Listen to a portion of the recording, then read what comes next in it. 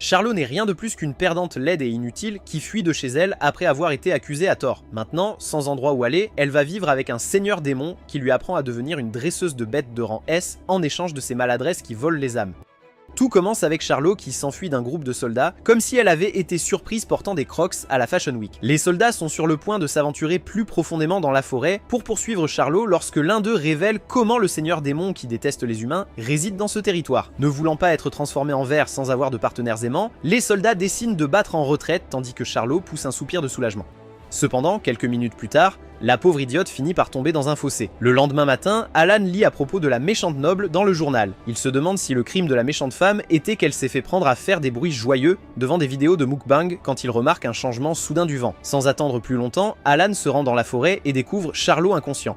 Avec une grande facilité, il la soulève et se rend compte que Charlot est construite comme une enfant mendiante britannique de la révolution industrielle. Tout à coup, Alan, sentant quelque chose de louche, se téléporte derrière un soldat qui avait prévu d'utiliser Charlot pour devenir le prochain Monsieur Beast.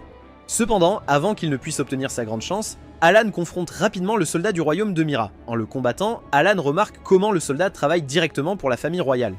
Un peu surpris, Alan demande au garde royal quelle affaire il a avec la demoiselle laide dans la forêt. Mais bien sûr, au lieu de répondre, le garde royal frappe Alan avec le monologue typique du méchant tout en entourant Alan avec ses acolytes. Alors que le garde royal exige que Charlot soit remis, promettant de le compenser avec des richesses et de l'or, Alan déclare qu'entre l'or et le trou, il choisit le trou de Charlot. Je ne te blâme pas, vraiment bien mec. En quelques secondes, Alan neutralise les soldats avec un sort non verbal. Cela amène la garde royale à croire qu'il est confronté à nul autre que le seigneur démon qui vit dans la jungle. Après avoir donné une bonne raclée aux soldats, Alan utilise la magie de l'hypnose pour réécrire leurs souvenirs, faisant croire que Charlot a été attaqué par un monstre et a péri.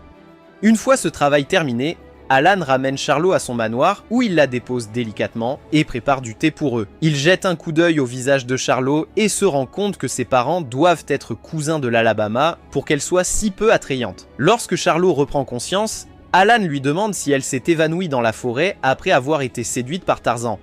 Charlot clarifie rapidement qu'elle a perdu l'équilibre en essayant d'atteindre le manoir. En entendant cela, Alan dit à Charlot qu'elle est dans le manoir même où elle souhaitait être, en l'adressant directement par son nom et son statut social en tant que fiancée du deuxième prince. Attrapé comme un cerf dans les phares, Charlot essaie de sortir de la situation quand Alan annonce avec confiance qu'il peut flairer les mensonges comme un pet dans l'air. Maintenant, sans option restante, Charlot révèle son histoire triste et comment elle a été exilée du royaume. Elle commence par raconter à Alan comment elle a été convoquée par son fiancé, le prince Cécile, devant tous les nobles obsédés par le botox. Le prince l'a ensuite insultée en disant qu'elle était une enfant illégitime et l'a accusée de trahison. Ébahie dans la cour royale, elle a essayé de prouver son innocence, mais personne ne la croyait plus que le prince. Cependant, avant d'être décapitée, elle a décidé de s'enfuir dans la forêt. Après avoir entendu son histoire, Alan dit à Charlot en larmes qu'elle a vraiment un visage qu'une mère peut aimer, mais il lui assure également qu'il croit en son histoire. En entendant cela, Charlot déclare qu'il est la première personne à la croire. Après avoir exprimé sa gratitude, Charlot dit à Alan qu'elle ne souhaite pas prolonger indéfiniment son séjour. Lorsque le seigneur démon lui demande sa prochaine étape, Charlot révèle qu'elle va séduire Tarzan car elle est sûre qu'il doit en avoir assez d'utiliser des singes comme poupées gonflables. En entendant cela, Alan demande à Charlot si elle s'est nettoyée parce qu'il n'y a pas moyen que Tarzan échange sa prise de gorille contre son biscuit étoilé. Alors que Charlot révèle avec hésitation qu'elle peut en fait nettoyer, Alan déclare que comme elle n'est pas assez jolie pour prendre en charge les devoirs de sa main droite, elle peut vivre avec lui en tant que femme de ménage résidente. Bien que la proposition soit agréable, Charlot rappelle nerveusement au seigneur démon combien elle est plus demandée que les robots d'Elon Musk. Alan soupire et révèle ensuite que la raison pour laquelle il est si déterminé à l'aider est que, comme elle, il a également été trahi. Il s'avère qu'il y a des années, le seigneur démon a été invité à rejoindre un groupe d'aventuriers. Espérant s'amuser et se faire des amis, il a accepté, mais ce qu'il ne savait pas jusqu'à très tard, c'est que les humains ennuyeux l'utilisaient simplement pour briser le sceau d'un temple. Et quand ils ont atteint leurs objectifs, ils l'ont laissé mourir. Après avoir entendu cela, Charlotte se met à pleurer et dit « Pourquoi quelqu'un trahirait-il la version Walmart de Ken Kaneki ?» N'ayant jamais connu l'amour auparavant, Allen se jette un sort de mort et force Charlotte à abandonner son souhait de devenir l'oreiller câlin de Tarzan. Ne voulant pas qu'une lesbienne laide la domine, Charlotte accepte de devenir la femme de ménage d'Allen. Quelques jours plus tard, Allen arrive et trouve la maison impeccablement propre. Il félicite Charlotte pour son dur travail et déclare que même si elle est une femme noble, elle nettoie comme une immigrée clandestine.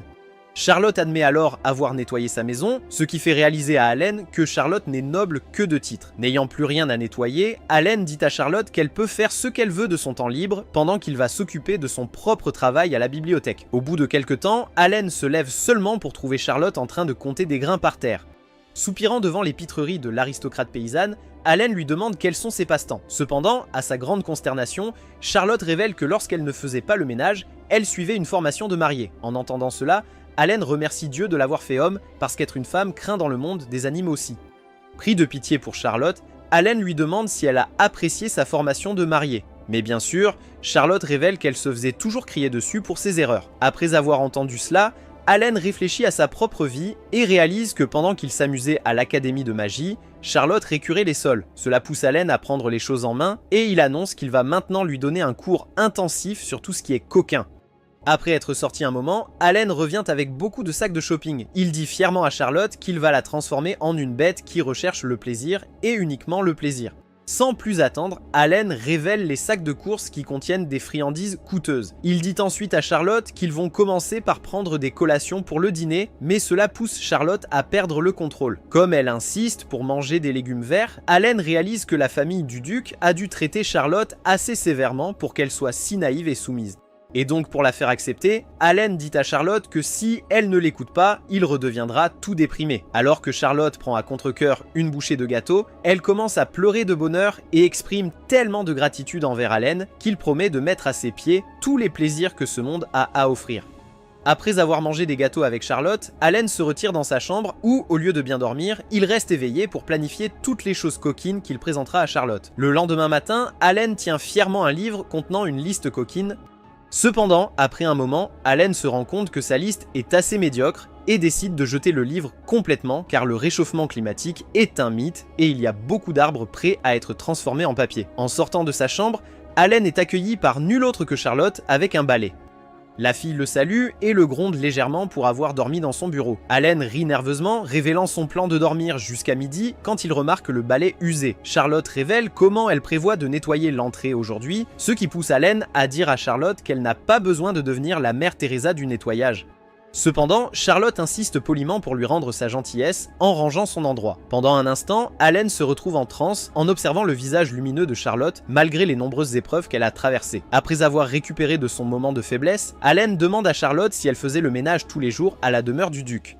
Quand elle lui fait un rire nerveux, Allen pense à combien chaque noble a une armée de serviteurs. Donc si la famille de Charlotte la faisait nettoyer, alors ils doivent vraiment la détester. Toute cette prise de conscience laisse un goût amer dans la bouche d'Allen, ce qui n'échappe pas à Charlotte, alors elle s'excuse rapidement pour aller nettoyer. Maintenant seule, Allen pense à la façon dont Charlotte ne parle jamais en mal de sa famille détestable et de son fiancé qui l'a accusé d'un crime qu'elle n'a jamais commis.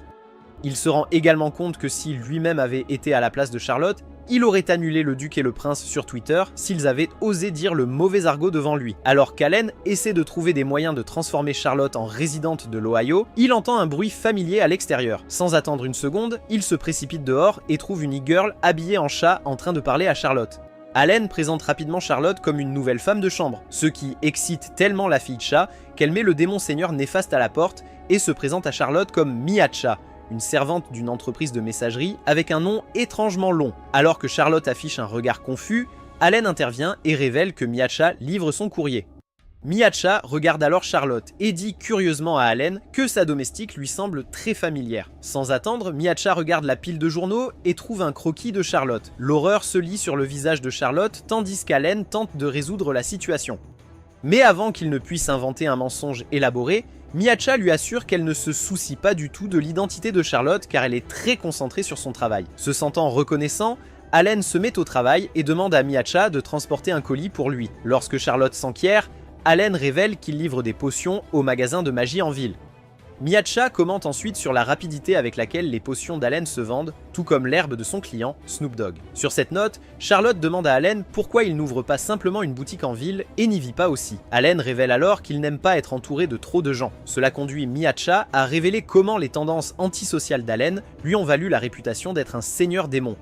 Choquée maintenant, Charlotte réalise qu'Allen est juste un mage puissant mais socialement maladroit.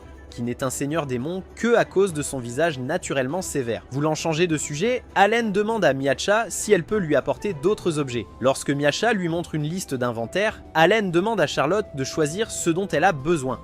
Satisfaite de cela, Charlotte avoue qu'avant de rencontrer Allen, elle mettait juste un rat dans son vagin pendant ses règles. Le lendemain, Miacha revient avec les articles que Charlotte avait demandés. Elle se tourne ensuite vers Allen, qui avait commandé une boîte mystérieuse, et lui demande ce qu'il compte en faire.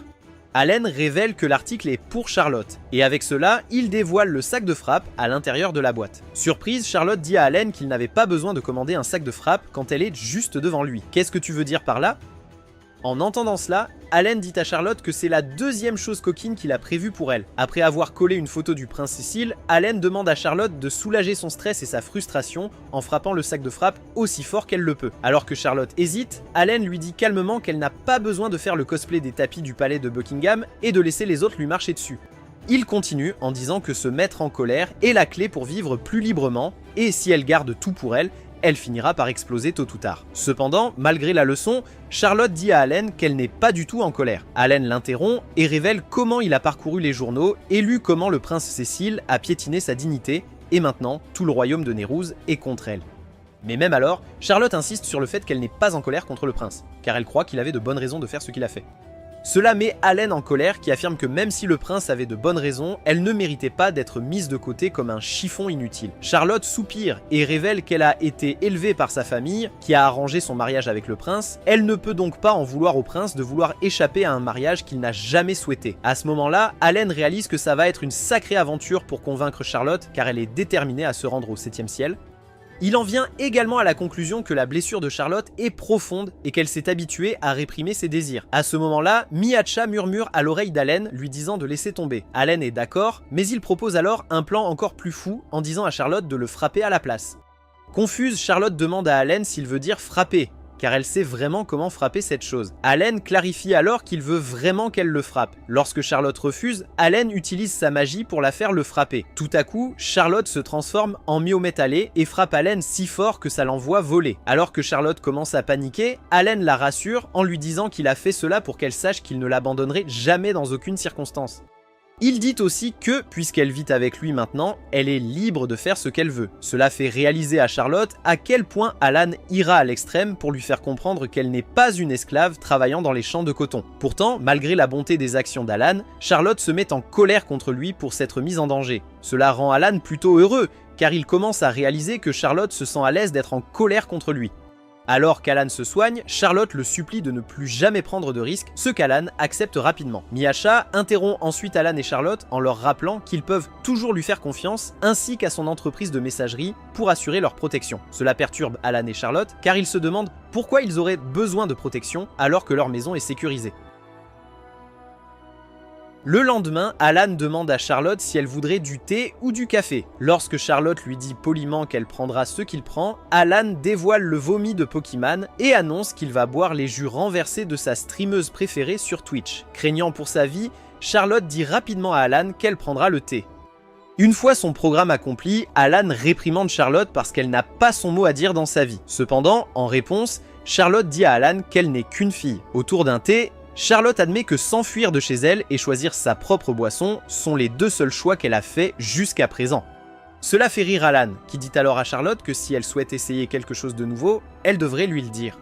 Juste au moment où Charlotte s'apprête à parler sur le sujet, une fille à l'air très malheureuse apparaît à la fenêtre d'Alan. Sans surprise, Alan demande à l'intruse comment elle a réussi à le trouver. À cela, la fille révèle qu'elle a demandé aux habitants de la ville s'ils avaient vu un sorcier avec des besoins particuliers. Alan soupire, tandis que Charlotte lui demande curieusement si la fille est une mendiante car elle ne semble pas porter assez de vêtements. Au lieu d'attendre qu'un homme la présente, la fille révèle qu'elle est une femme forte et indépendante, nommée Eruka Crawfords, qui se trouve également être la petite sœur d'Alan. Alan explique rapidement qu'Eruka est sa demi-sœur, car il a perdu ses parents d'origine quand il était jeune, mais heureusement, les Crawford l'ont recueilli. En entendant cela, Charlotte déclare qu'ils ont dû avoir beaucoup de moments où Eruka était coincée dans la machine à laver. Sur ce point, Eruka demande rapidement à Alan s'il sort avec Miss Plain Jane ici présente. En réponse, Alan et Charlotte nient catégoriquement être en couple. Alan dit même à Eruka qu'elle ne devrait jamais répéter ce qu'elle vient de dire, car il est sûr que Charlotte détesterait être associée à un inadapté social. Eruka est d'accord et déclare même que si elle était un jour prise pour la petite amie d'Alan, elle subirait une opération pour changer de sexe et deviendrait un homme. Avec cela, elle demande à Alan à propos de Charlotte. Au lieu de tourner autour du pot, Alan révèle honnêtement la vérité sur Charlotte. Quand Eruka apprend toute la vérité, elle remercie Dieu de ne pas être liée par le sang à cet imbécile. Elle dit ensuite à Alan qu'il aurait dû introduire Charlotte aux choses coquines que les femmes apprécient généralement. Malgré le fait qu'elle trouve Eruka étrange, Charlotte lui demande si elle a l'air d'une bizarre. Eruka révèle rapidement que même si Alan n'est peut-être pas bon à autre chose, il peut facilement repérer les méchants. En parlant du diable, Alan, mourant d'ennui, demande à Eruka pourquoi elle est ici. Eruka révèle alors qu'elle était initialement venue pour le ramener à la maison, mais en voyant qu'ils ont un nouveau jouet, elle a décidé d'enseigner aussi à Charlotte des choses coquines. Alan sourit avec arrogance et dit à Eruka que seul lui peut apprendre à Charlotte comment être coquine. Eruka tire rapidement Charlotte de son côté et déclare fièrement que si Charlotte reste en sa compagnie, elle sera la prochaine star de Naughty America. Les choses commencent rapidement à dégénérer et une bagarre éclate entre les deux frères et sœurs. Alan demande avec colère à Eruka si elle aimerait faire une compétition pour voir qui peut enseigner des choses coquines à Charlotte. Et pendant que Charlotte devient étourdie, Eruka accepte le défi. Plus tard dans la journée, Alan et les filles se promènent en ville. Cependant, avant qu'ils ne puissent continuer, Alan change rapidement la couleur des cheveux de Charlotte. Quand Eruka complimente Charlotte sur ses cheveux foncés, Alan intervient en disant qu'il préfère Charlotte en blonde. Cela fait réagir les vierges jusqu'à ce qu'Alan les sorte de leur transe. Revenant à la réalité, Eruka attrape Charlotte par la main et annonce qu'elle va l'emmener s'habiller, car chaque fille adore ça. Se retrouvant maintenant dans un magasin rempli de femmes, Alan se remémore l'époque où les Crawford l'ont accueilli. Dès son plus jeune âge, Eruka avait été compétitive, défiant Alan à divers jeux. Et malgré ses échecs comme un idiot, elle n'abandonnait jamais. Dans le présent, Alan se demande si c'était la tentative d'Eruka de se rapprocher de lui. Sa chaîne de pensée est ensuite interrompue par l'appel d'Eruka. En la rencontrant, Alan est accueilli par Charlotte en robe courte. Envoûté par la version bad girl de Charlotte, Alan se donne un coup de poing dans le ventre pour se débarrasser de l'effet indésirable dans son pantalon, réalisant que les cuisses sacrées de Charlotte rendent son frère fou. Eruka l'envoie rapidement dans la loge pendant qu'elle s'assoit avec Alan pour discuter. Sans perdre une seconde, elle demande à Alan ce qu'il veut qu'elle fasse. Alan dit à Eruka qu'il aimerait qu'elle obtienne plus d'informations sur le royaume de Naruz et comment il percevait Charlotte. Comprenant sa mission, Eruka demande à Alan s'il aimerait aussi en savoir plus sur le prince et sa famille.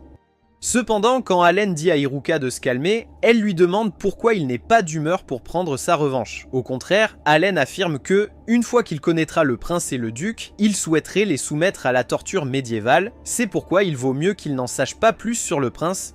En entendant cela, Eruka sourit et dit à Alan qu'il est devenu quelqu'un qui se soucie des autres. Leur conversation est ensuite interrompue par la voix morne de Charlotte. Quand Eruka vient à son secours, Charlotte lui demande de lui fermer la fermeture éclair. Cependant, quelque chose de terrifiant attire l'attention d'Eruka à ce moment-là. Une fois que Charlotte est tout apprêtée, Eruka l'amène à Alan et lui demande de regarder le dos de Charlotte. Avant qu'il ne puisse dire non, Eruka montre à Alan le dos de Charlotte qui est couvert de cicatrices. Les yeux d'Alan s'écarquillent, mais pour le bien de Charlotte, il décide de se taire.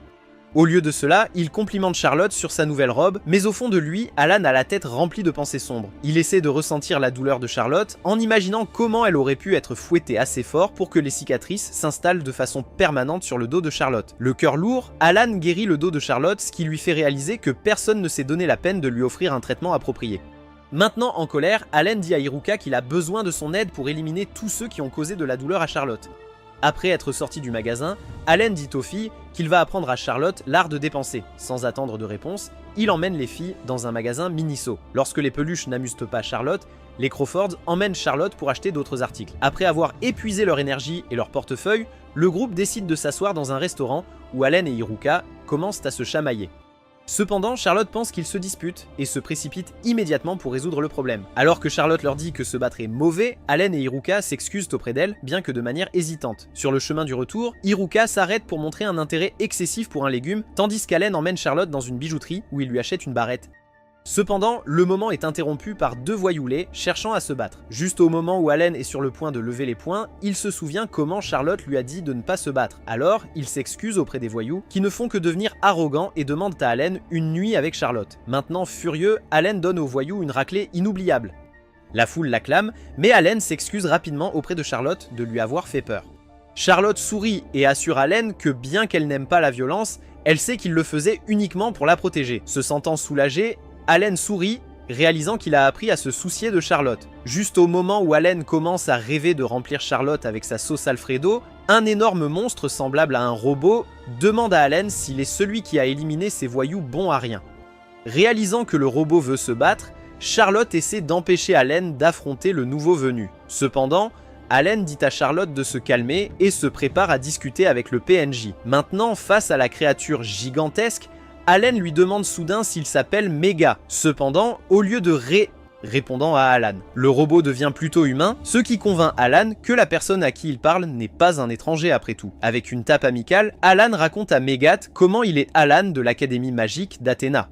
En entendant cela, le cousin mécanique de Lizzo tombe à genoux, suppliant pitié. Megat dit à Alan qu'il n'était pas au courant qu'il parlait au grand seigneur démon lui-même. Les spectateurs, y compris Charlotte et les sbires de Megat, sont tous soudainement surpris par Megat agitant le drapeau blanc. Confus et furieux, l'un des sbires demande à Megat d'écraser Alan comme s'il était une femme au foyer des années 1990. Cependant, Megat devient furieux et oblige ses subordonnés à s'incliner devant Alan. En voyant la scène se dérouler, Charlotte devient plus confuse, jusqu'à ce qu'Eruka arrive et révèle que leur père est le président de la plus grande académie magique du pays. Et bien que rien ne soit mieux que le népotisme, Alan n'a pas eu besoin de l'aide de leur père pour devenir grand, car il a obtenu son diplôme de l'académie à l'âge tendre de 12 ans, devenant ainsi le plus jeune diplômé de l'histoire. Et comme il était un véritable Einstein du monde magique, Alan est rapidement devenu l'assistant d'un professeur et a ensuite été surnommé le Seigneur Démon par les étudiants. Actuellement, Alan demande à Megat de lever la tête, seulement pour que le robot soit accueilli par un regard qui dit qu'Alan est sur le point de le rendre orphelin en détruisant sa carte mère. D'un autre côté, le Seigneur Démon dit à Megat que bien qu'il ne lui ait pas fait de mal, il a blessé sa Charlotte. Tout à coup, Alan s'arrête net et se demande pourquoi il appelle Charlotte ça. Quelques jours plus tard, Miacha et Eruka retournent au domaine d'Alan pour le trouver en train de se complaire dans sa misère. Sachant que seul un investissement dans la crypto ou l'amour peut mettre un homme dans cet état, les filles demandent à Alan s'il a des problèmes avec Charlotte dans leur petit paradis. Alan soupire, confirmant leurs doutes, et révèle comment, il y a quelques jours, il a proposé des salaires à Charlotte pour ses services. Mais Charlotte, étant le rêve humide d'un capitaliste, a refusé de prendre de l'argent. Donc après beaucoup de va-et-vient, Alan a réussi à la convaincre. Et une fois qu'elle a accepté, il lui a demandé ce qu'elle comptait faire avec son premier salaire. Avec une légère hésitation, Charlotte révèle qu'elle veut aller seule en ville. Maintenant, dans le présent, Alan est assis, trempé dans le coin, déchiré par la pensée que Charlotte part seule. Il continue son histoire en disant à Miacha et Eruka que Charlotte lui avait dit d'oublier, mais il savait bien que lorsqu'une femme fait une demande, oublier n'est vraiment pas une option. Alors, avec un sourire déterminé, il l'a assuré qu'en utilisant sa magie, il rendrait possible pour elle de visiter la ville. Après avoir entendu parler du dilemme d'Alan, Eruka lui dit que son problème est résolvable. Quelques heures plus tard, Charlotte est autorisée à se détendre seule en ville. Bien sûr, sans qu'elle le sache, Alan, Eruka et Miacha la suivent tous de loin. Pendant qu'elles espionnent secrètement Charlotte, les filles demandent à Alan s'il sait pourquoi Charlotte a soudainement demandé à aller en ville seule. Quand Alan révèle que Charlotte voulait acheter quelque chose, mais a refusé de lui dire quoi, les filles supposent que Charlotte passe un bon moment de folie féminine et qu'elle achètera probablement un appareil appelé Big Papa Pound Cake. Cependant, au lieu d'être intimidé par un ami de confiance, Alan devient plutôt heureux du fait que Charlotte embrasse sa féminité. Alors qu'il continue de suivre Charlotte, Miacha devient inquiète et informe le groupe que le chemin que Charlotte emprunte est dangereux. Il s'avère que le quartier de Murd est pire que les rues de New York. Miacha révèle également qu'un groupe appelé les Crocs du Serpent contrôle la région de Murd, et que son chef est tristement connu sous le nom de Gros, le charmeur de vipères. En entendant cela, Eruka demande à Alan s'ils doivent arrêter Charlotte, mais il leur dit qu'ils devraient laisser Charlotte vivre sa première aventure. Au lieu d'entendre plus de plaintes, Alan s'en va, tandis que Charlotte tombe sur Gros et sa bande. Juste au moment où Eruka et Miacha commencent à paniquer, Gros et sa bande accueillent joyeusement Charlotte. Alan revient et révèle comment il a menacé tout le monde et s'est assuré que personne ne ferait de mal à Charlotte. Cependant, Charlotte gagne la confiance de tout le monde en offrant aux méchants des potions de guérison. Gros devient ému par la gentillesse de Charlotte et promet de ne jamais suivre le chemin de la méchanceté. Il demande alors à Charlotte quelle est sa relation avec le Seigneur Démon. Après avoir fait une pause pendant 1 minute, Charlotte révèle que lorsqu'elle n'avait pas d'endroit où aller, Alan lui a offert un endroit et l'a même embauché, donc cela signifie qu'Alan est son maître. En entendant cela, Gros et ses garçons se demandent si une déesse comme Charlotte est manipulée, persuadée d'être aimée et manipulée par un homme malveillant comme Alan.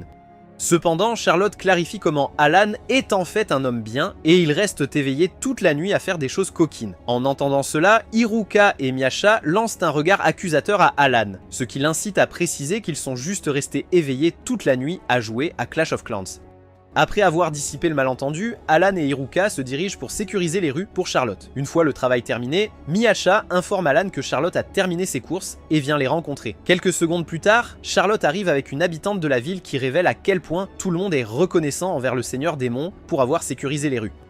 Alors qu'Alan est stupéfait d'être traité comme un gentil garçon, Charlotte révèle qu'elle est allée faire du shopping pour acheter des cadeaux pour Iruka et Miasha car ils ont toujours été trop gentils avec elle. Bien que cela rende les filles heureuses, Alan devient contrarié et demande à Charlotte si elle lui a aussi acheté un cadeau.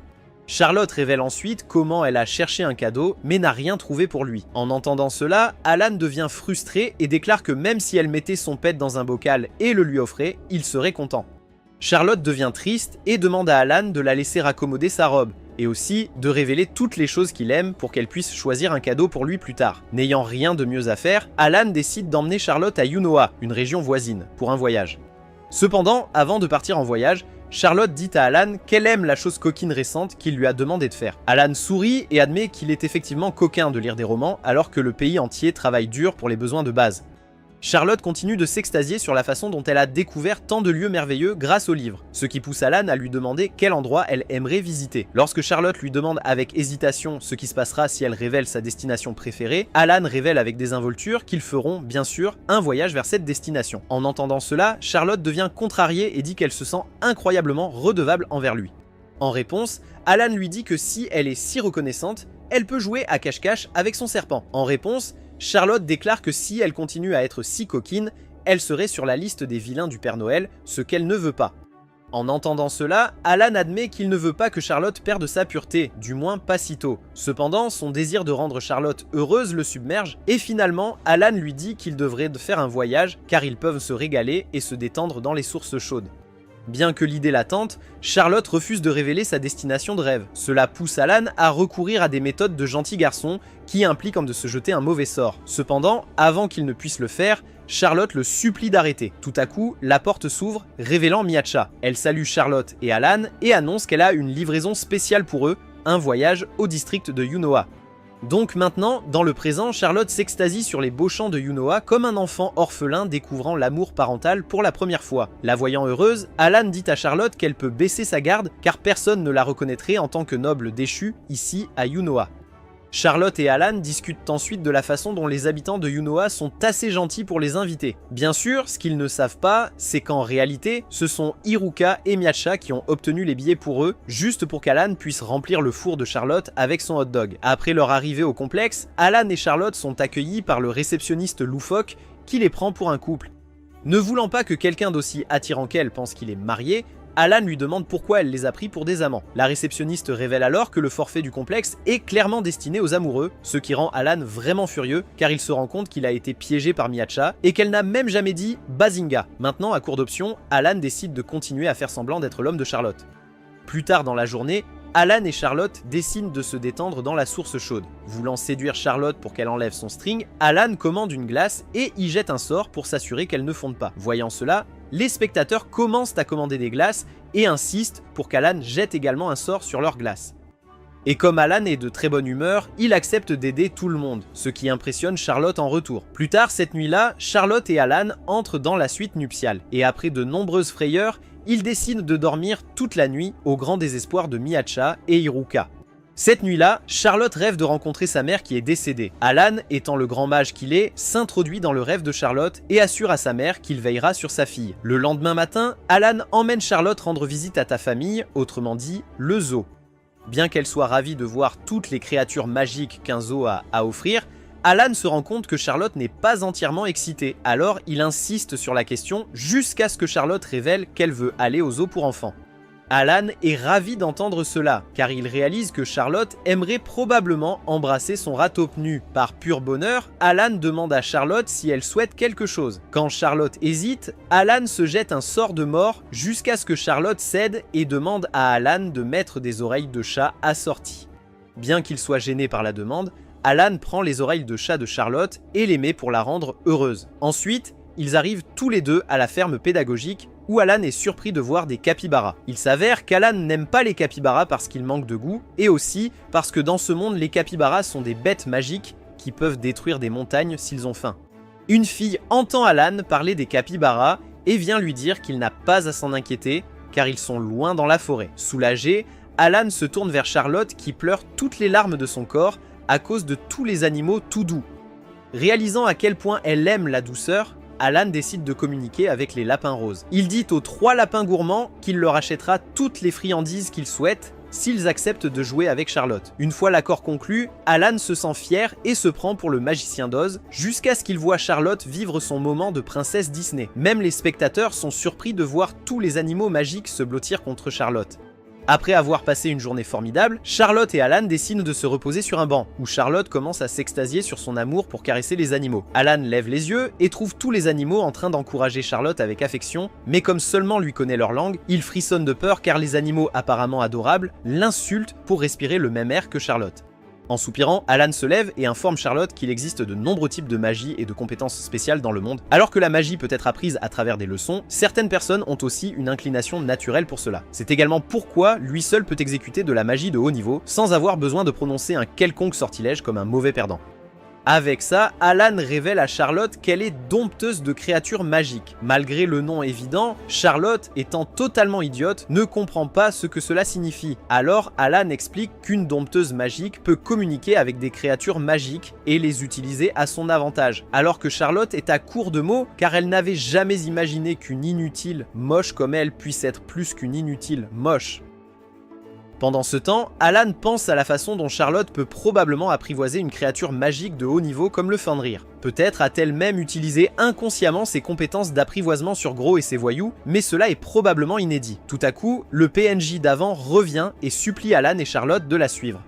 Après l'avoir suivi dans un bâtiment, un vieil homme demande au PNJ féminin si elle est sûre d'avoir choisi les bons dresseurs pour le travail. Avant qu'elle puisse répondre, le vieil homme lève les yeux vers Alan et lui demande s'il est le fils de Crawford S. Lorsqu'Alan le confirme, le vieil homme et ses subordonnés semblent plutôt satisfaits et implorent l'aide d'Alan. En posant plus de questions, le vieil homme conduit Alan et Charlotte dans une pièce où ils sont accueillis par un Fenrir en cage, visiblement en colère. Le bon vieil homme informe ensuite Alan de la manière dont ils ont secouru le Fenrir, qui avait été blessé par un chasseur. Évaluant les dégâts, Alan se rappelle que les Fenrir sont une espèce en voie de disparition, c'est pourquoi il est illégal de les chasser, mais comme ils ont beaucoup de valeur, les chasseurs ne cessent jamais de les traquer. Le vieil homme intervient à nouveau, révélant qu'ils ont besoin de dresseurs expérimentés car ils ne peuvent pas communiquer avec le Fenrir en colère et sont donc incapables de le soigner. Alors qu'Alan essaie de communiquer avec le chien sophistiqué, cela tourne mal, mais avant qu'il puisse réessayer, le chaos s'installe dans le bâtiment lorsque la nouvelle de l'approche de la mère de Fenrir se répand. Voyant la panique à la discothèque, Alan commence à réfléchir et se rend compte que la femelle Fenrir peut facilement dévaster toute la ville. Avec autant en jeu, Alan décide d'arrêter la mère Fenrir lui-même avant qu'elle ne réduise la ville en poussière.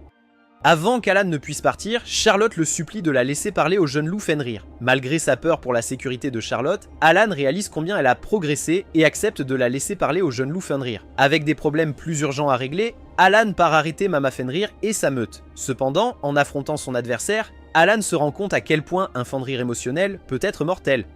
Soudain, un capybara nommé Gozetsu arrive sur le site et dit à Alan de ne pas faire de mal à la Fenrir femelle, sinon le petit Fenrir deviendra accro à la méthamphétamine. Ne voulant pas recevoir de conseils d'une version bon marché d'un cochon, Alan demande rudement à Gozetsu ce qu'il veut. Gozetsu explique qu'il a vu Charlotte pour la première fois lorsqu'elle s'est évanouie dans la forêt et l'a trouvée si magnifique qu'il a commencé à la suivre partout.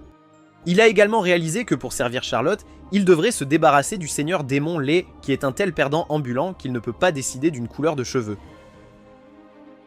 En entendant cela, Alan demande avec arrogance à Gozetsu s'il est à ce point sans partenaire qu'il doit chercher une compagne dans une autre espèce. Les choses s'intensifient rapidement et une confrontation s'ensuit entre Gozetsu et Alan jusqu'à ce que Gozetsu utilise son pouvoir pour libérer la Fenrir et ses petits. Il dit aussi à Alan qu'il a dit au Fenrir qu'Alan lui a volé son bébé. Juste au moment où les choses semblent vraiment mal tourner pour Alan, Charlotte arrive avec le bébé Fenrir et d'autres créatures magiques. Elle informe Alan qu'elle a réussi à communiquer avec le bébé Fenrir et a même demandé l'aide des autres créatures. Une fois le malentendu entre les Fenrir résolu, Gozetsu confronte Charlotte et la force à quitter Alan. Cependant, Charlotte défend rapidement la vertu d'Alan, ce qui rend Gozetsu si furieux qu'il attaque violemment Alan pour finalement perdre misérablement. Le combat fait cependant voir à Gozetsu à quel point Alan tient vraiment à Charlotte, ce qui le soulage. Avec la journée sauvée, Alan et Charlotte retournent au complexe et se préparent à partir lorsque les Fenrir arrivent pour dire au revoir. Avant de partir, Miacha et Eruka réapparaissent avec les chasseurs qui étaient à l'origine de tous ces problèmes. Alan, se sentant plutôt heureux, décide de punir les chasseurs en laissant les Fenrir s'occuper d'eux. Au moment où Alan et Charlotte se retournent pour partir, Charlotte dit au Seigneur Démon que le petit Fenrir qu'elle a sauvé veut être avec elle. Surpris par cela, Alan demande à la maman Fenrir si elle est prête à se séparer de son petit. La réceptionniste, Batty, interrompt rapidement la conversation et déclare que puisque leur manoir n'est pas loin, le petit Fenrir peut facilement rejoindre sa mère et sa meute.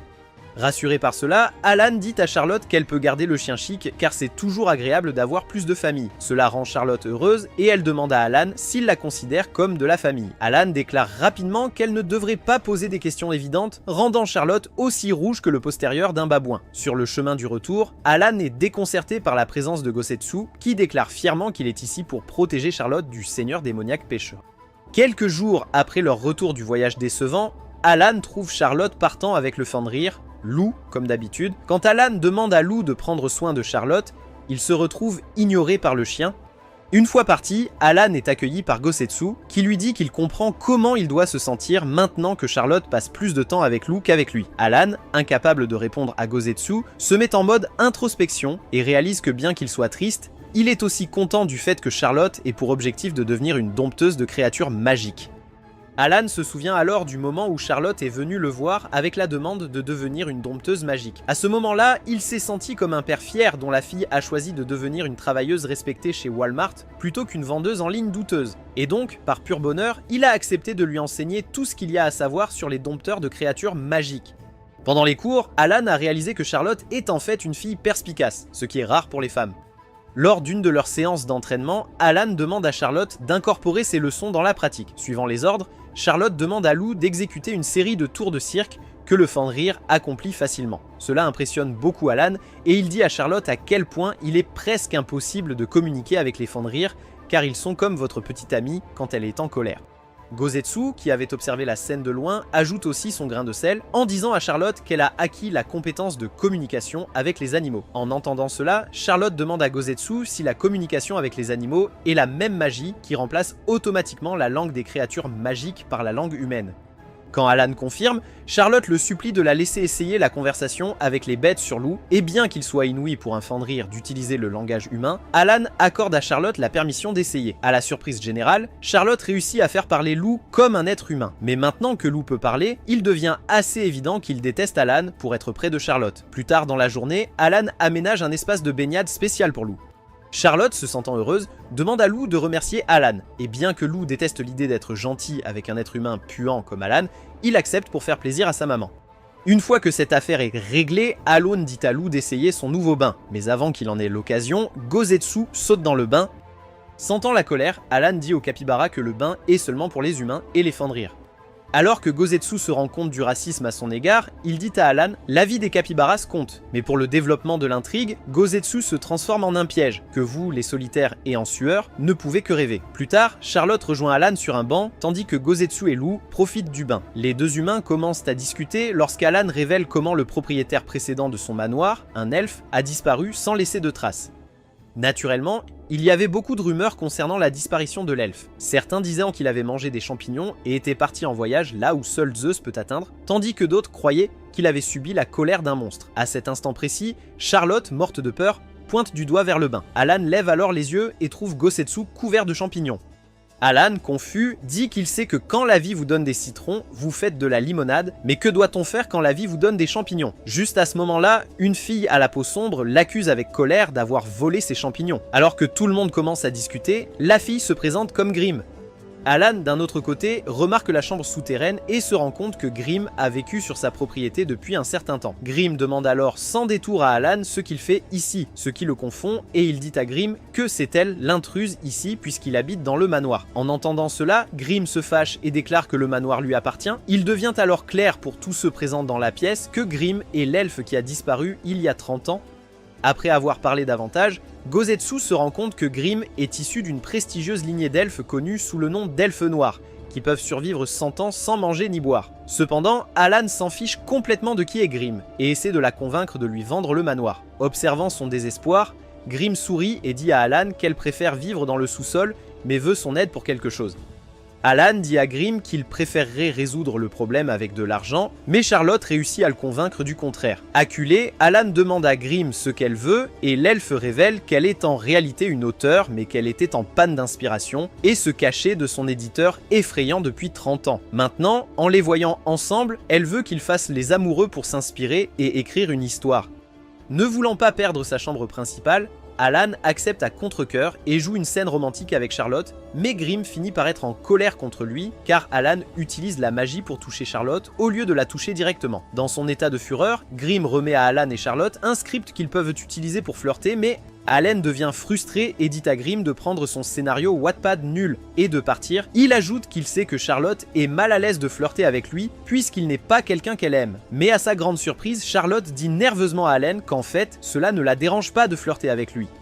Maintenant motivé, Alan accepte de faire les scènes ringardes avec Charlotte à condition qu'il ne fasse rien d'indécent avec elle, du moins pas à l'écran. Grim accepte joyeusement les termes et donne à Alan un nouveau script où lui et Charlotte sont des jeunes mariés. Alors qu'ils commencent à jouer les rôles, Alan a une énorme hémorragie nasale en voyant Charlotte habillée comme une épouse traditionnelle. Grim s'énerve rapidement et demande à Alan pourquoi il se comporte comme les pauvres perdants qui regardent cette vidéo. En représailles, Alan confronte Grims, lui demandant pourquoi elle fait dire autant de répliques suggestives à Charlotte. Grim essaie de dire à Alan que c'est juste un flirt décontracté, mais le Seigneur Démon n'en veut rien entendre, donc finalement, Grim accepte de calmer le jeu. Cependant, lorsqu'il est temps de pratiquer pour la deuxième prise, Grim est à nouveau déçu par une scène d'Alan qui commence à s'agiter lorsque Charlotte l'appelle par un surnom. Alan crie sur Grim pour lui avoir intentionnellement causé une crise cardiaque, mais l'elfe lui dit calmement qu'il est courant pour les jeunes mariés de s'appeler par des surnoms. Acceptant son sort, Alan accepte de continuer à jouer ce rôle misérable tout en sachant parfaitement que Grim se moque de lui. L'elfe annonce qu'elle en a fini avec le concept des jeunes mariés et qu'elle veut maintenant faire une scène de jeune couple. Cette fois-ci, Alan est un lycéen dont la meilleure amie d'enfance, Charlotte, est kidnappée par des voyous joués par Gozetsu, élu. Une fois que la scène commence, Alan voit Charlotte être attachée et finit par perdre la tête. Dans son état de colère, il frappe Gozetsu et Lou, ce qui les assomme complètement. Alan se tourne ensuite vers Charlotte, rejouant la scène du script de Grim, mais quelque part en jouant, Alan réalise comment Charlotte fait vraiment battre son cœur d'un battement rapide. Une fois la scène terminée, Alan est sûr de ses sentiments mais décide de les garder pour lui car il croit que Charlotte se sentirait obligée de répondre à ses sentiments. Pour la prochaine scène, Grim annonce que Charlotte jouera le rôle d'une princesse maltraitée, Alan sera son prince, et Gozetsu sera la méchante belle-mère qui fait travailler Charlotte jusqu'à l'épuisement. Avec tout en place, Charlotte devient plutôt triste et pense à quel point cette scène lui rappelle sa vie d'avant sa rencontre avec Alan. Alors que la scène continue, Lou apparaît comme la marraine fée de Charlotte et transforme ses haillons en une magnifique robe qu'elle utilise pour séduire le prince Alan. Pendant qu'elle joue la scène, Charlotte sent aussi son cœur s'accélérer. La scène change ensuite pour montrer le prince Alan venant chez Charlotte pour la retrouver. Sa méchante belle-mère Gosetsu essaie d'arrêter le prince Alan, mais comme son amour est tellement skibidi toilette, il parvient à repérer sa bien-aimée Charlotte, même lorsqu'elle est vêtue de haillons. Charlotte, réalisant qu'elle ressent quelque chose pour Alan, lui demande ce qu'il pense d'elle. Au début, Alan est surpris par la question soudaine, mais il essaie ensuite de répondre honnêtement quand soudain un homme traverse les murs et attache Grims. Il se présente comme l'éditeur de Grims et s'excuse pour tout inconvénient. Avec cela, il emmène Grims avec lui sans savoir comment il a détruit la confession de l'année. Avant que Charlotte ne soit sous la garde d'Alan, elle avait été recueillie par les Evans après la mort de sa mère. Comme elle était la fille illégitime du duc, Charlotte n'était pas plus qu'une domestique dans le manoir et était soumise à des mauvais traitements non seulement de la part de sa famille, mais aussi des domestiques. Dans toute sa misère, la seule source de réconfort pour Charlotte était sa demi-sœur, Natalia, qui aimait profondément sa grande sœur. Actuellement, Alan et son groupe se dirigent vers l'Académie Magique Athéna, qui se trouve sur une île entière. À leur arrivée sur l'île, Haruka informe Charlotte que la plupart des habitants de l'île sont en quelque sorte liés à l'Académie. Mais explorer simplement l'île n'est pas la raison pour laquelle toute l'équipe est ici. Il s'avère que Natalia a été aperçue seule sur l'île. Quand Alan demande à Haruka de raconter toute l'histoire, elle lui dit qu'elle le fera une fois qu'ils seront rentrés à la maison. Alors que Charlotte commence à paniquer en voyant les Crawford, Haruka lui dit que c'est Alan qui devrait s'inquiéter. Il s'avère qu'Alan a quitté l'école il y a 3 ans sans en parler à personne, ce qui a provoqué une grosse dispute entre lui et leur père.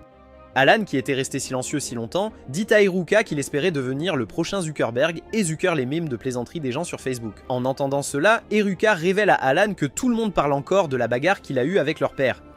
Alors qu'il continue de se promener autour de l'île, Charlotte exprime sa tristesse de ne jamais avoir eu de famille avec qui se disputer. Alan entend cela et dit à Charlotte qu'il est temps pour elle de prendre ses médicaments, car ce genre de pensée peut conduire à être admis dans des hôpitaux psychiatriques. Cependant, Charlotte continue en marmonnant qu'elle s'inquiète pour l'avenir de Natalia, car sa sœur aînée est recherchée dans le royaume de Naros.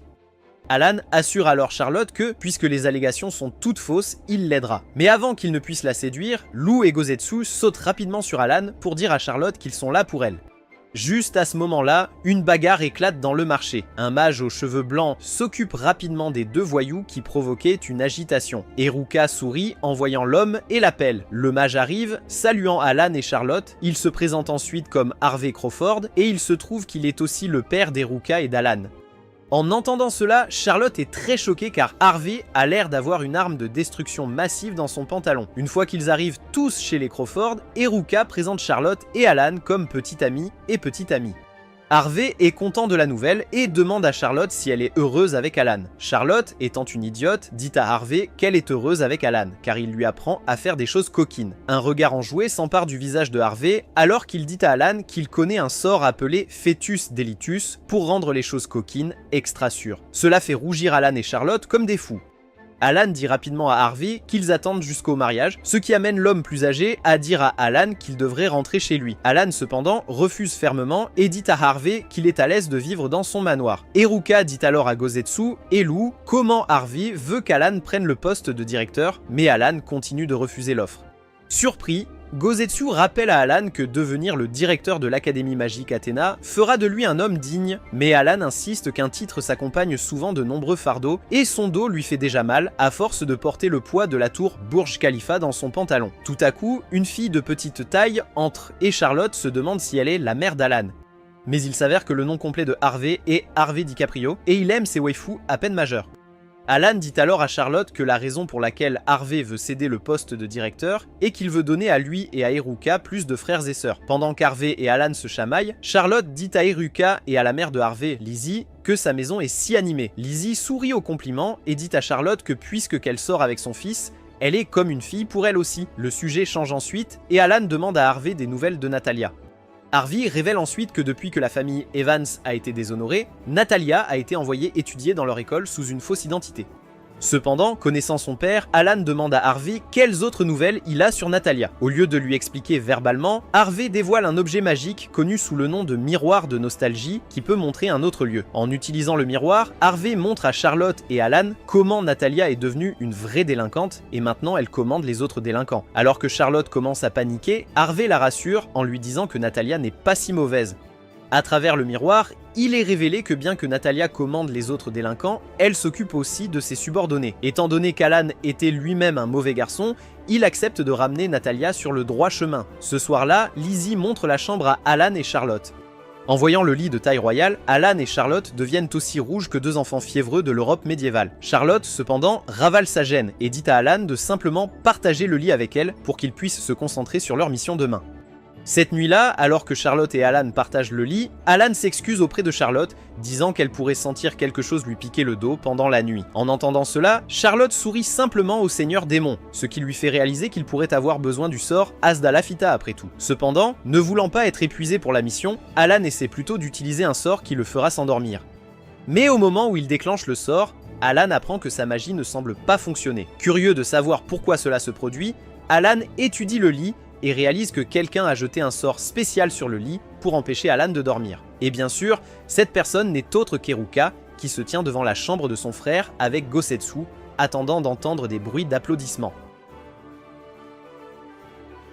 Pendant ce temps, dans la chambre, Charlotte et Alan n'arrivent pas à dormir. Par pur embarras, Charlotte entame une conversation en disant à Alan combien elle est envieuse de l'amour entre Lizzie et Harvey. Au contraire, Alan affirme que tant d'amour ne peut pas être bon car sa famille le force maintenant à assumer une responsabilité qu'il n'est pas prêt à gérer. Charlotte, cependant, insiste sur le fait que Lizzie et Harvey sont le couple idéal. Cela pousse Alan à s'imaginer lui-même et Charlotte en train de se dire des choses ringardes. Lorsqu'Alan demande à Charlotte s'il devrait être plus comme Harvey, Charlotte devient timide, ce qui pousse Alan à retirer ce qu'il a dit. Au lieu de laisser passer le moment, Charlotte décide de saisir la nuit en demandant à Alan ce qu'il voulait lui dire pendant la pièce que Grimm les a forcés à jouer. Alan hésite une minute et se demande s'il doit avouer ou rester coincé dans la zone amicale. À cet instant, Alan réalise à quel point il veut se réveiller et voir Charlotte en train de préparer un bon petit déjeuner pour lui. Ensuite, ils iraient faire du shopping parce qu'il sait comment prendre soin de sa chérie. De même, le cœur de Charlotte commence à vaciller alors qu'elle rêve d'apprendre de nouvelles choses coquines avec Alan, puis de terminer la journée en se souhaitant bonne nuit jusqu'au matin où ils pourront refaire toutes ces choses. Pourtant, malgré leur cœur qui se désire, leurs esprits les obligent à considérer d'autres facteurs. Alan pense à la façon dont Charlotte vient de commencer à marcher sur son propre chemin et qu'il ne devrait pas l'accabler avec ses sentiments. De même, Charlotte arrive à la conclusion qu'elle ne doit pas suivre son cœur, car elle est une criminelle recherchée et ne ferait que causer des ennuis dans la vie d'Alan. Finalement, Charlotte dit à Alan de dormir, car ils auront une journée chargée demain. À l'extérieur des chambres d'Alan et Charlotte, Eruka est bouillante de colère car elle n'a pas réussi à enregistrer Charlotte émettant des bruits de joie. Juste au moment où elle est sur le point de frapper Alan, Lizzie lui lance une fourchette et dit qu'elle peut toujours faire plus d'enfants. Le matin arrive et Alan est épuisé à cause du manque de sommeil. Cependant, comme il a une mission à accomplir, il donne rapidement une transformation à Charlotte, mais cette fois lui ajoute des lunettes. Charlotte se précipite rapidement pour inspecter sa nouvelle tenue, tandis que le cœur d'Alan bat la chamade en voyant Charlotte habillée comme une bad girl de Harvard.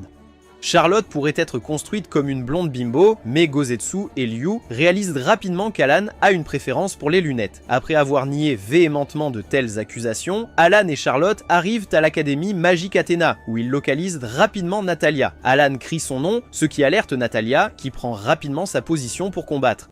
Alan observe cela et réalise qu'en seulement 3 mois, Natalia s'est transformée en Karate Kid. Avec un air fâché, Natalia demande à Alan qui il est et le Seigneur Démon révèle qu'il est Alan Crawford. En entendant le nom de famille, Natalia comprend qu'Alan est lié au directeur. D'autre part, les subordonnés de Natalia lui racontent des histoires sur le sinistre Alan Crawford, qui est également surnommé le grand seigneur démon de l'Académie magique pour son comportement espiègle. Imperturbable, Natalia demande à Alan ce que le seigneur démon et son assistant veulent d'elle. Alan révèle qu'il est venu pour être son professeur particulier, mais Natalia refuse grossièrement l'offre et quitte la scène. Dommage émotionnel. Maintenant seul, Alan se tourne pour regarder Charlotte et la trouve tremblante d'émotion. Elle dit à Alan qu'elle a vraiment parlé à Natalia sans blague. En réponse, Alan l'avertit qu'elle devra faire bien plus que parler, car bientôt, elle sera la grande sœur de Natalia. Le lendemain, Alan et Charlotte rejoignent Natalia lors d'une de ses conférences. Dans la classe, Natalia prouve que personne n'a souillé son patrimoine génétique en surpassant l'enseignant. En revanche, sa sœur aînée, Charlot, qui a clairement hérité de tous les gènes stupides, dit à Alan qu'elle n'a aucune idée de ce qui se passe, mais est heureuse d'être là quand même. Alan saisit cette opportunité et dit à Natalia que puisqu'elle est si intelligente, elle devrait aider son assistant bête, Churro. Charlotte, jouant le rôle de Churro, ajoute avec bonheur qu'elle serait éternellement reconnaissante pour ses conseils, ce qui pousse Natalia à céder à la pression. Après le cours, Charlotte est accueillie par Gozetsu et Lou, ce qui surprend tout le monde, y compris Natalia, car posséder un capybara et un fémur comme animaux de compagnie est inhabituel. Plus tard, pendant le déjeuner, Churro s'excuse pour aller chercher plus de salade, laissant Natalia seule avec Alan. Sans crier gare, Natalia demande à Alan s'il est envoyé par sa famille, les Evans. Alan lui assure que non, puis lui demande pourquoi elle déteste sa famille. Natalia révèle rapidement que sa famille est pleine de gens prétentieux qui ne se soucient que d'eux-mêmes. Comprenant la situation, Alan se rend compte que Natalia apprend la magie pour devenir indépendante de sa famille. Alan essaye de tirer plus d'informations de Natalia en lui posant des questions sur Charlotte, mais cela la met de mauvaise humeur, ce qui la pousse à partir. Cependant, en sortant, Natalia est confrontée à un autre étudiant, Chris, et ses acolytes, qui avertissent Natalia qu'elle fera bientôt face à une écrasante défaite de sa main. Natalia ignore Chris, jusqu'à ce que l'un de ses acolytes harcèle le pauvre fragile Churro. Cela rend Natalia tellement contrariée qu'elle commence une bagarre dans la cafétéria. Alan intervient rapidement et forme une barrière de sous-espace où il est sur le point d'enseigner aux gamins une leçon quand Churro dit avec colère à Alan et Natalia que se battre est plus que vilain. Après avoir détruit la barrière, Churro oblige Alan et Natalia à s'excuser d'avoir été de mauvais enfants. Une fois cela réglé, Alan dit à Natalia en privé qu'il a compris comment elle combattait ceux qui étaient injustes envers les autres. Quand Natalia ne nie pas l'information, Alan déclare qu'elle doit diriger l'académie. Le lendemain, Eruka franchit les portes et trouve Alan, Charlotte et Natalia. Elle adresse rapidement un accueil chaleureux à Natalia, puis se présente comme étant la sœur d'Alan. Natalia révèle alors avec excitation à Eruka que son frère lui apprend comment conquérir l'académie. Tandis que l'esprit d'Eruka s'ouvre grand de choc, Alan dit à Natalia que si elle parvient à conquérir l'académie, tous ses problèmes disparaîtront comme les pères de nos téléspectateurs. Ignorant sa sœur, Alan propose d'organiser un défi entre elle et Chris qui déterminera qui doit diriger l'académie. Comme Natalia exprime son intérêt, Alan lui dit qu'il a un tour secret dans sa manche qu'il peut lui montrer. En réponse, Natalia dit à Alan qu'elle veut apprendre le tour secret qui lui garantira la victoire. Alan, ravi par l'esprit vif de Natalia, lui dit qu'il est sûr qu'elle peut apprendre toutes les leçons à enseigner. Eruka rompt finalement son silence et dit à Alan qu'il a été appelé par leur père pour remettre Natalia sur le droit chemin. De même, Charlotte commence à s'inquiéter, sachant que sa sœur n'est plus la fille qui reflète la bonne lumière du Seigneur. Ce soir-là, Natalia bat rapidement Chris, ce qui contrarie tellement le gamin qu'il commence à parler mal avant de partir. Les yeux de Natalia se posent ensuite sur l'entrée d'un donjon et elle demande à la bande pourquoi il est scellé. Eruka révèle alors que le boss du donjon est en période d'ovulation, c'est pourquoi le donjon est scellé. Juste à ce moment-là, les subordonnés de Natalia arrivent et lui révèlent comment ils se sont occupés de tous les méchants. Légèrement satisfaite, Natalia les complimente jusqu'à ce que Gozetsu et Liu arrivent. Natalia remercie rapidement Gozetsu d'avoir redressé ses sbires pour elle et s'adresse même au capybara en tant que professeur. Une fois qu'ils partent tous, Alan demande à Natalia pourquoi elle ne l'appelle pas professeur. En réponse, Natalia dit à Alan de ne pas prendre la grosse tête. Ensuite, le groupe se dirige vers le réfectoire où Churro dit à Natalia qu'elle a ses légumes pour le dîner. Le visage de Natalia devient aussi vert que les légumes et elle dit à Churro qu'elle ne peut pas manger les légumes car elle ne veut pas être appelée meurtrière d'arbres. Entendant cela, Churro devient triste, ce qui pousse Natalia à engloutir rapidement tous les légumes. Ravi par cela, Churro offre une deuxième portion. En même temps, Eruka et Alan bavardent sur le fait que Charlotte et Natalia se comportent inconsciemment comme des sœurs. Eruka demande alors à Alan s'il a parlé de Charlotte avec Natalia, mais Alan révèle que ce sujet est un terrain miné pour le moment. Entre-temps, Natalia, voulant se rapprocher de Charo, lui demande si elle peut lui enseigner de nouveaux sorts magiques.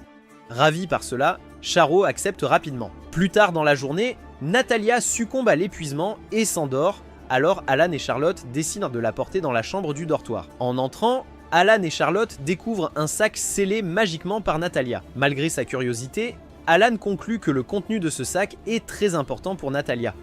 Ne voulant pas encore se séparer de sa sœur, Charlotte reste en arrière pour regarder Natalia dormir. Ensuite, elle raconte à Alan comment, lorsqu'elle vivait chez les Evans, elle lisait des livres à Natalia. Cependant, maintenant, il semble que Natalia déteste sa famille car elle ne veut jamais en parler. Cela amène Charlotte à croire que Natalia la déteste profondément. Kosetsu et Liu, qui étaient également présents dans la pièce, assurent à Charlotte que Natalia l'aime car elle est très aimable. Alan ajoute même qu'il est encore trop tôt pour qu'elle arrive à cette conclusion. Le lendemain, Charlotte se réveille tôt pour apprendre de nouveaux tours de magie avec Natalia. Après l'entraînement, Natalia dit à Charo qu'elle veut lui montrer quelque chose et l'emmène dans sa chambre. Cependant, en arrivant, Natalia se frustre car elle ne trouve pas son sac. En cherchant dans sa chambre, Natalia tombe sur une lettre de Chris lui disant de venir à l'endroit mentionné dans la lettre ou de dire adieu à son sac. Remplie de colère, Natalia sort en courant après avoir dit à Charo de garder cette situation secrète du Seigneur Démon. En attendant, Alan essaie de trouver Charo et Natalia car elles sont parties depuis trop longtemps. Tout à coup, un des sbires de Chris se précipite pour informer Alan que Chris a proposé un défi à Natalia dans le donjon. Et sachant que le boss du donjon est une ovulation, Alan devient plutôt inquiet. Entre-temps, Chris jette le sac de Natalia dans le donjon et lui dit que le premier à obtenir le sac sera le vrai patron de l'académie. D'autre part, le subalterne de Chris révèle à Alan qu'avant que Natalia ne soit transférée, Chris était connu comme le génie. Mais depuis que Natalia est arrivée, elle a battu son record, ce qui l'a rendu désespéré et peu sûr de lui. Dans le donjon, Natalia parvient à battre Chris et à récupérer son sac, mais ses ennuis sont loin d'être terminés car le boss du donjon fait son apparition. En voyant le grand Shimra, Natalia et Chris commencent tous les deux à paniquer. Juste au moment où le Shimra est sur le point d'écraser Natalia comme si elle était un modèle Olafins et lui un joueur de NBA marié, Charo arrive et sauve la situation. Cependant, au lieu d'être reconnaissante, Natalia devient en colère et demande à Charo pourquoi elle risquerait sa vie pour une inconnue. Charlotte hésite à révéler la vérité et dit à Natalia qu'elle est forte mais qu'elle reste une enfant qui a besoin de protection. En entendant cela, Natalia dit à Charo qu'elle a une grande sœur. Sachant où l'histoire va, Charo dit à Natalia qu'elle sait comment sa grande sœur a commis un énorme crime, mais avant qu'elle ne puisse finir sa phrase, Natalia se met en colère et dit à Charo que sa sœur ne peut jamais commettre un tel crime et a été piégée par le prince misérable. Cependant, au lieu d'aider sa sœur, les Evans ont décidé de la couper. À ce moment-là, Charlotte réalise que Natalia ne semble pas lui en vouloir. Mais comme c'est une idiote, elle pose quand même la question évidente. Natalia se met de nouveau en colère et déclare qu'elle ne pourra jamais détester sa sœur, mais qu'elle déteste sa famille et elle-même de ne pas avoir pu sauver sa chère sœur. À ce moment-là, les yeux de Natalia commencent à se remplir de larmes alors qu'elle parle davantage de Charlotte. Après avoir essuyé ses larmes, Natalia dit à Charo qu'elle veut devenir une mage puissante pour pouvoir blesser quiconque a capturé sa sœur. Confuse, Charo demande à Natalia pourquoi elle pense que Charlotte est captive. Et donc, Natalia révèle que le sac auquel elle tient appartient en réalité à Charlotte, donc quand elle a essayé de retrouver Charlotte en utilisant le sac, ses tentatives ont été inutiles car quelqu'un d'autre avait placé un sort qui empêcherait quiconque de trouver Charlotte. Avant que Charlotte puisse révéler la vérité à Natalia, Chris commence à pleurer toutes les larmes de son corps en entendant une histoire si triste. Soudain, le sol commence à trembler et le groupe se demande laquelle de leur mère vient d'entrer. C'est alors qu'un salamandre fait son apparition. Il s'avère que... En fait, la chimère n'était qu'un échauffement. Le vrai boss du donjon, c'est ce gros connu sous le nom de Salamandre. Alors que la salamandre attaque Crollo, le sort de transformation qu'elle avait disparaît et Natalia se retrouve face à face avec Charlotte inconsciente. Juste à ce moment-là, Alan intervient, libérant juste une touche de son mana, impressionnant et effrayant tout le monde. La salamandre se transforme rapidement d'un effrayant boss de donjon en un chat orange câlin. Liz entre alors et révèle que c'était Alan qui a élevé la salamandre. Une fois la situation résolue, Natalia et Charlotte se retrouvent en larmes, où Natalia révèle combien elle souhaitait entendre une histoire de sa sœur. Charlotte s'excuse également d'avoir menti à Natalia et d'avoir gardé un déguisement. Une fois les pleurs arrêtés, Lou et Gozetsu informent Natalia qu'Alan est le copain de Charlotte. Cela l'exaspère tellement qu'elle commence à attaquer le seigneur démon. Les choses reviennent à la normale et Alan et Charlotte retournent au manoir. Alors qu'ils profitent de la paix et du calme, Mayacha arrive avec un colis. En l'ouvrant, un portail d'invocation s'ouvre, révélant Natalia. Eruka arrive également et déclare qu'il voulait surprendre Charlotte. Soudain, Grims fait son apparition et tout le monde, sauf Alan et Charlotte, est choqué de voir un auteur aussi renommé dans la même pièce qu'eux. Grimm révèle ensuite que son éditrice, Yor, lui demande d'écrire une suite au livre basé sur Alan et Charlotte. Elle veut donc se cacher dans le manoir pendant un moment. Au début, Alan refuse jusqu'à ce qu'Eruka le convainque de céder, car tout le monde est déjà présent dans le manoir. Ce soir-là, Alan organise un festin que tout le monde apprécie. Cependant, plus tard cette nuit, lorsque tout le monde dort profondément, Charlotte et Alan se livrent à une dernière chose coquine, qui est l'observation des étoiles. Assis ensemble, leurs mains se touchent, et lorsqu'Alan essaie de s'excuser, Charlotte révèle qu'elle n'a jamais été gênée par son contact. Juste quand ils sont sur le point de s'embrasser, Alan tonne et dit à tout le monde de sortir. Toute l'équipe se met alors à faire du grabuge. Alors que certains sont en colère contre Alan pour avoir corrompu Charlotte, d'autres sont ravis de voir leur amour éclore. Cependant, sans que personne ne le sache, dans le royaume le plus proche, le prince maléfique reçoit des informations sur Charlotte et ordonne à ses gardes de la capturer. Si tu as aimé cette vidéo, n'oublie pas de laisser un like et de t'abonner pour ne rater aucune vidéo sympa. À la prochaine!